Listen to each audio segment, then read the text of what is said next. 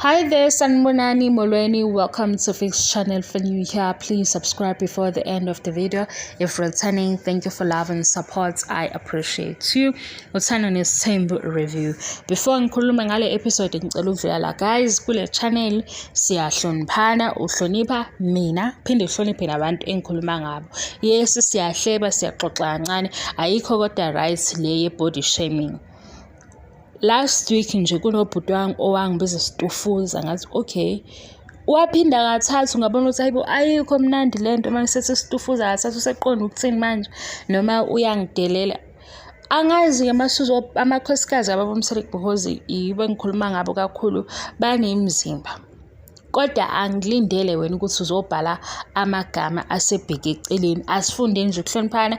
Ngiyazi ukuthi nale show engikhuluma ngayo kakhulu Uthando Nes'thembu ibuka osisi abakhulile. Awuyithathe enye into ibhekise nakwena. Sihleba le abasikhombisa wena ku-TV show siphinde sihlebe nangale abasikhombisa kuye ku-social media. Ngiyangena-ke ku-episode 2 season 1 Uthando Nes'thembu. Ile episode eyatrenda futhi la kuvela khona ukuthi baspenda 20,000 bethenga ukudla. Siyaqala ukubona amakhosikazi abomsele bayothenga bayahlangana ke ku season 1 engicabanga ukuthi bebesathenga ndawonye mabethenga ukudla lana uMakhumalo uyachaza ukuthi lo umqondo ofike nobaba umseleku enzela ukuthi bezizwe belingana. So kuyavela ke bahambele bayothenga ngicabanga ukuthi bebesemakho bayahamba ke bayothenga bayaphithizela mabekhokha imali sekuqediwe ukushawa zonke izinto zabo ithi 20,000. Uthi-ke umamkhulu imali engaphezu esebeke bayisebenzisa bethenga ukudla u-25,000. Hhayi-ke u-social media-ke waba busy ukukhuluma ukuthi kanti lo baba unamalini, unamakhosikazi awu-4. Ukhulumile futhi ukuthi bafika bephethe ama-suitcase because le ivele ku-episode 1 ukuthi amakhosikazi abomseleku izinto abanazo kamseleku zenziwe umseleku as ubaba wala ekhaya nezingane zifundiswa uyena. Beku season 1 la wathi nezindlu zibheke yena, izimoto abalungisayo makukhona konakele, izingane ziye esikoleni kuye umseleku ubaba wala ekhaya. Nomangwabe wafakazela ukuthi ke konke okuningi kwenziwe ubaba wala ekhaya umseleku okuphathelene nemali. Waze wathi unkosikazi ufika ne-suitcase.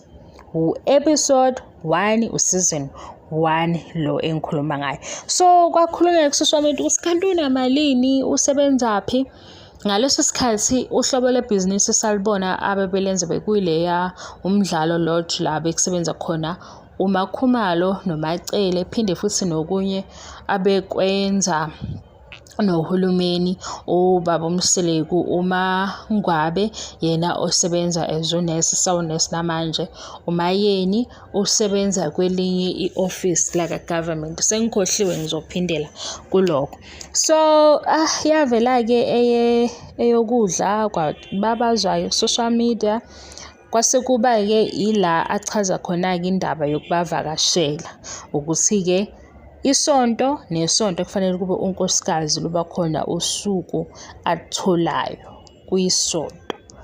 Lokhu ke indlela elula enza ngayo, indlela abafika ngayo kusho ukuthi uyoqala ngumamkhulu ayogcina kuMangwabe. Kubese kubonakala ke uMayeni ngalesikhathi uMayeni ubesenomntwana obanzi emncane umpumelelo la icela khona ukwenza i-driver's license. Uthuma wakhe okubalekile ukufunda kuqala mayefunda kuzomgqugquzela ukuthi into ayifunayo elandelayo i-driver's license. Kwavela nomnini ke umnini besayingane lapha esathanda attention ngoba ngibone babelethe ingane nangumnini useyakhalaza ukhombeka ukuthi unesilonda nje efuna babakhe mnake. Uyadlula ke lapho ukhuluma noMangwabe. uMangwabe ke uyafonelwa. Hayi uyafonelwa oyinesa bothando Nes'thembu mawubuka ama-episodes uMangwabe nje ifoni yakhe ibhizi. Uyafonela kuMangwabe ubaba umseleku abuza ukuthi ufonelwe bangikhona. Usho ukuthi ubekuma wakhe. Okulandela lapho ke sekuvela indaba yokuthi ubaba umseleku akafuni amakhosikazi akhe aphuze akhohole ngoba uMangwabe la ubecela ukuthi umngani wakhe uzoba ne-baby shower sokufuna ukuya khona uthi umsiliku inkinga ukuthi kulama-baby shower kuyaphuzwa. Ngikhumbula ukuthi iphele kanjalo. Sithole ukuthi bathenga ukudla ndawonye ku-episode 2 waku-season 1. Hase sithola-ke nokuthi ubabona kanjani. Kwase-ke kuvela-ke uMangwabe.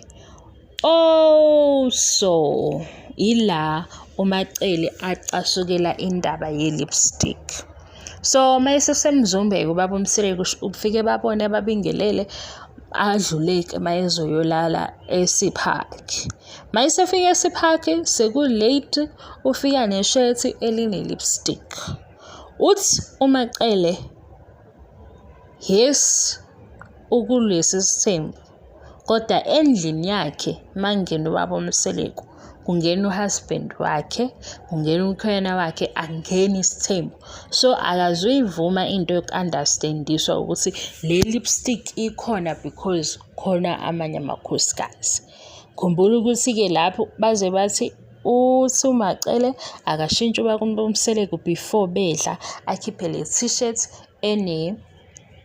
lipstick ukuze ahlale naye egqokile kungakho le lipstick. Wathi isithembu asingeni kwakhe endlini yakhe, ungena uMseleku and uMseleku akazumenza ukuthi aka-understand ukuthi ngoba wathi uMseleku uyalazi udaba. Wathi uMacele no, ayikho indaba yodaba. Wayishintsha-ke leyo t-shirt. Kwaba yilana-ke uMseleku esethi ucela ukubakhipha. Sekuvela-ke indaba yokuthi noma bengahamba u-10 days bengekho ekhaya, makukhona uMacele nje bazomgcina makudliwa, begcine ngokuthi ebabingelele amanye amakhosikazi, kodwa ubusuku ulaphaya kaMacele. Uma ekhona yavela lapho-ke leyo ndaba ukuthi noma bengahamba u-10 days, wayenza kodwa isibonelo ukuthi uma bengahamba u-10 days makukhona nje umamkhulu laphaya makudliwa ila bazobona khona uhusband wabo uMayeni. Noma-ke sehamba mhlampe eyobheka-ke la amakamelo abo labalele khona ila bambona khona, kodwa mase ilanga sithele sekumnyama umamkhulu nomyeni wakhe nobaba amshada engashadile. Ngathi yo kanti zinje, yingakho umamkhulu niyakhumbula ku-season 5 ebuza ukuthi uzohamba ngayiphi imoto. Phela ngithi ngaleso sikhathi bengakawubona episode 1, ngibuza ukuthi kanjani manje esomamkhulu bazohamba bonke. So umamkhulu kunaleyo treatment yokuthi yena umamkhulu, ngoba ngayibuza ukuthi wayebuza ukuthi bazohamba ngayiphi imoto ngoba phela bayifamily. Bachaza ukuba uMseleku makhanjwa umamkhulu engangena noma yiphi imoto yomunye unkosikazi noma ehambe nobaba uMseleku, kuya ngokuthi uthanda ukwenzani. Waphinde futhi wathi umamkhulu manje sesikulamanye ama-episode wathi yena akathanda ukuhamba because makhanjwa kuyaxatshwana kuba ngendaba yombhede. No, umamkhulu owenza lento le ngoba phela yena makhanjiwe ayisasebenzi timetable. Yileyo nto ke ngibambile ukuthi kanti yikho nje bethi abathandi ukuhamba noMseleku because mabehambe noMseleku bayaxabana, kuba naleyo nto leyo ngoba kusuke sekwazi ukuthi bahambe noMseleku kodwa baphelezela umamkhulu. Isithembu ke guys, beku-episode 2 lo. Siyaqhubeka season 1 kulaba abangawazi. Osewazi hayi ungadlula Sithando because uzobhoreka masikhuluma into oyaziyo mhlawumbe ungathanda ukuyilalela, ugcina usuzwa ngathi lo sisi ukumoshela isikhathi, kanti no, bakhona abangawazi season 1 njengami and kumnandi ke thina silobu sibabazi ukuthi hayibo kanti yikho lokho kwakwenza ukuthi kube nomsindo kanje ku-social media, yikho lokho kwakwenza umamkhulu abantu bengam-understand, kanti wayesusey'nkulumo. Kanti-ke okunye futhi kwavela ukuthi umamkhulu wathi yena akafuni ukuhlala nabo. Ngathi mina kwangathi umamkhulu basheshe bamjaha ngesithembu, yini abe namagama anje. Siyeza-ke lapho kwamanje bamba lo episode 2 kaMseleku season 1 bekuthenga ngo-20,000.